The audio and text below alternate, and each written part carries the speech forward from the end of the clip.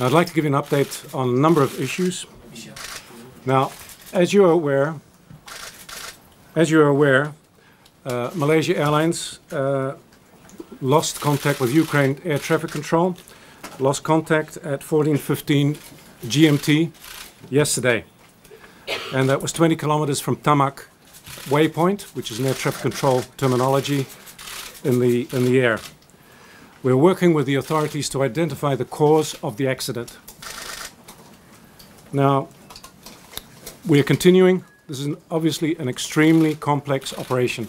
There's many nationalities involved, and naturally with these sort of events, there's a lot of authorities involved, and we've got great cooperation with the Dutch government and the other governments we're working with and agencies to to do our work properly. Now, what we've done here locally at this point of time, all family members of the passengers on board the aircraft have been accommodated at a hotel. We've spoken to all the next of kin who were there last night. We've personally briefed them. We want to ensure we are a caring company, and we want to ensure that they get the best that we have to offer. Now, we have our own care team, and we are also being assisted by the Dutch government and our partners KLM, and also from Amsterdam Airport Schiphol.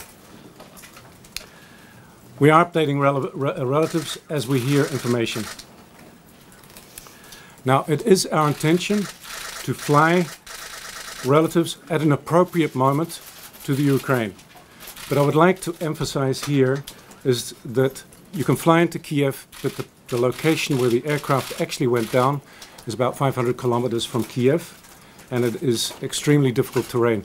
So we are working on the logistics, whether it's feasible and what the best mode of transport is, but obviously ascertaining if there is a strong need from the side of the next of kin to want to do that. But we're working on that as we speak.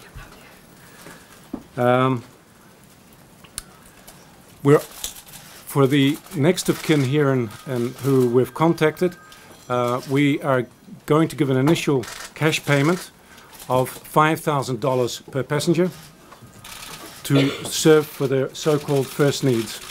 You can understand that the next of kin have got a lot of expenses, and we want to give them $5,000 initially.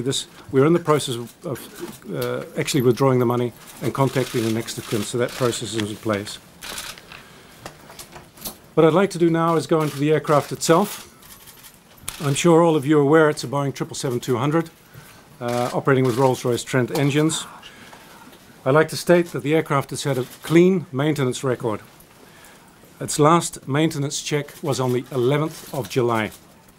The next check was due on the 27th of August. For those of you who do not know, the registration of the aircraft is 9MRD. Now, the maintenance was conducted at our engineering facilities at KL International Airport. The aircraft was manufactured in 1997 and has had 17 years of service.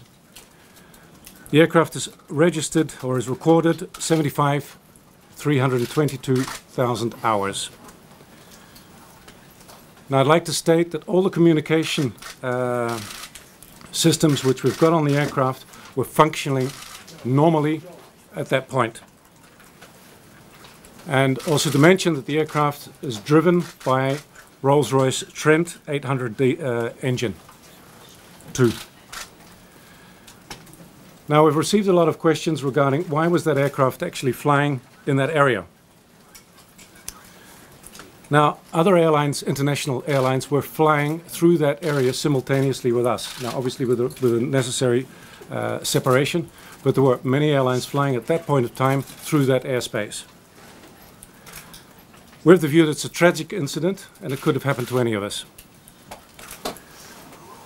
Now, this usual flight route, it's commonly used every day by many airlines.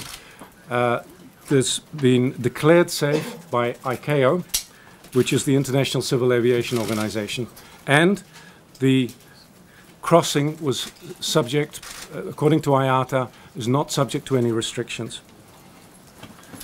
Just for the record, along with other airlines, we are now flying a different route.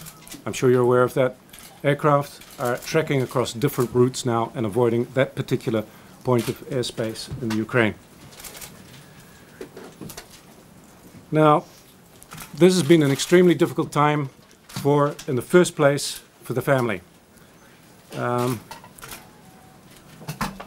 It's terrible. Nobody can imagine what it means to the family.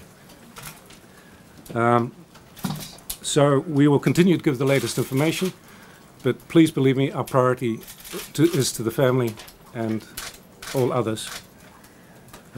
We will continue to give you updates through Twitter and our Facebook and our website. Now I'd like to go into the Dutch version. Zoals u weet heeft Malaysia Airlines bericht ontvangen van de Oekraïense verkeersleiding om 14:15 gisteren, dat van de radar verdween. Het vliegtuig bevond zich op dat moment 30 kilometer van Tamak. En dat is ongeveer 50 kilometer verwijderd van de Russische-Oekraïnse grens. We werken uiteraard samen met alle autoriteiten en dat gaat grensoverschrijdend.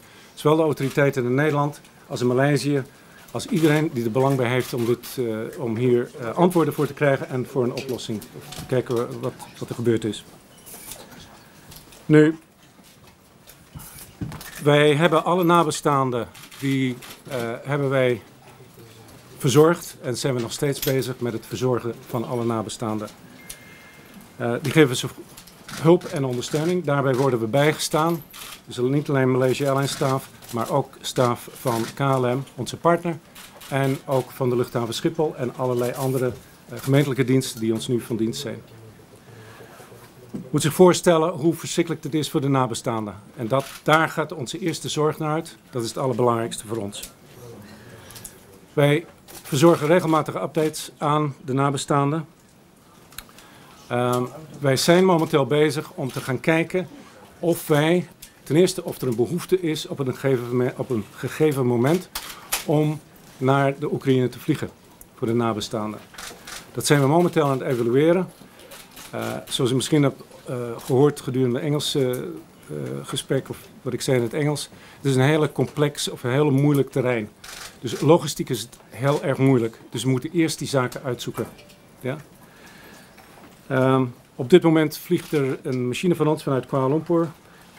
Dat aan boord heeft een go-team, wat wij noemen een go-team. Die gaat via Kiev. En er worden een aantal mensen daar gedropt in Kiev. En die worden dan gebracht naar de accident site. En dan vliegt hij vervolgens weer naar Amsterdam. Omdat we hebben onze eigen caretakers, wat we noemen caretakers. Maar dat doen we heel nauw samen. Werken we dan met de Nederlandse, wat we noemen caregivers. Dus je zit natuurlijk met taal en dergelijke. Dus we proberen zoveel mogelijk in verschillende talen onze passagiers te woord te staan. En ook afhankelijk van hun culturen, et cetera. Maar nogmaals, dat hele proces zijn we momenteel aan het evalueren. Om de eerste financiële nood van de nabestaanden te overbruggen, gaan wij $5.000 per passagier uitkeren aan de next of kin, of naar de nabestaanden. We zijn momenteel bezig met het proces om dat te verwezenlijken en dus uiteraard ook contact op te nemen met de passagiers. Dus die mensen, nabestaanden, die maken kosten. Ze hoeven niet te betalen voor de hotels waar we zijn, ze hoeven niet te betalen voor de taxis dat we allemaal doen. Maar ze hebben natuurlijk onkosten en daar willen we ze graag in tegemoet komen. Nu wil ik een paar woorden zeggen over het toestel en het onderhoud. De laatste onderhoudsbeurt, dat vond slechts een week geleden op 11 juli. En de volgende onderhoudsbeurt stond gepland voor 27 augustus. Zoals jullie weten is het een Boeing 777-200 versie. Registratie is bekend. Het onderhoud wordt uitgevoerd door Malaysia Airlines en onze engineering base in Kuala Lumpur International Airport. Het toestel werd gefabriceerd en afgeleverd door Boeing op 1997, juli 97. En hij heeft 75.322 uren gevlogen. Wat ik met nadruk melden is dat alle communicatiesystemen aan boord van het vliegtuig voordat het verongelukte werkte, functioneerden. Boeing 777 van ons wordt aangestuurd, aangestuwd moet ik zeggen, door 2 Rolls-Royce Trent 800 engines. Het toestel heeft plaats voor 282 passagiers. Nu, waarom vloog het toestel in dat gebied? Dat is een felgevraagde vraag. Op dat moment dat het gebeurde, waren er meerdere luchtvaartmaatschappijen die ook diezelfde route, tracking naar Azië, het is een hele bekende route naar Azië, en er vlogen veel maatschappijen op dat moment. Die gebruikelijke vliegroute werd veilig verklaard door de ICAO en er werd geen restricties geplaatst door IATA. Dus zoals ik gisteren zei, het was conform. Nu, samen met andere luchtvaartmaatschappijen is er besloten om nu andere routes te kiezen. Dus dat doen we ook. Er zijn alternatieve routes naar Azië. Het is een hele moeilijke tijd geweest voor iedereen. En zoals ik zei, in de eerste plaats nabestaanden. En daar gaan onze gedachten naar uit. We zullen doorgaan met het verstrekken van informatie aan iedereen. Zodra we dat hebben. Ik stel de prijs op om dat te doen als we iets te melden hebben. Anders heeft het ook geen zin. Tevens uiteraard zeggen dat we op Twitter, Facebook en onze World Wide Web informatie hebben. Nu, ten aanzien van de samenstelling van de passagiers aan boord van het vliegtuig. Now I'll go into English if you don't mind. Now, there has been, you will recall yesterday, if you were here yesterday, that we had difficulty.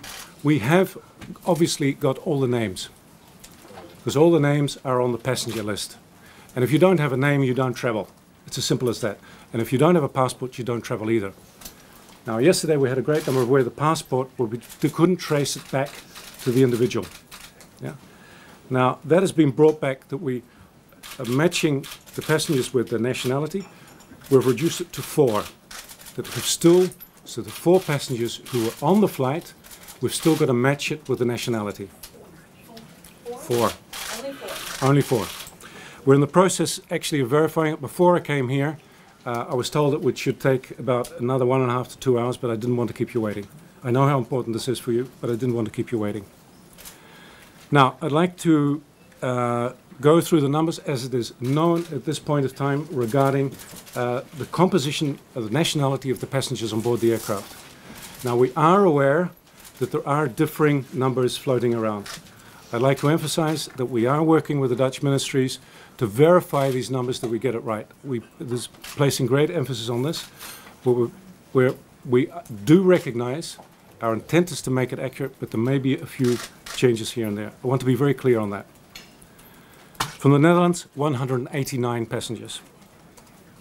Malaysia, 29. Australia, 27. Indonesia, 12. United Kingdom, 9. Germany, 4. Belgium, 4. The Philippines, 3. Canada, 1. New Zealand, 1. And as I said before, unverified is 4, bringing a total to 283.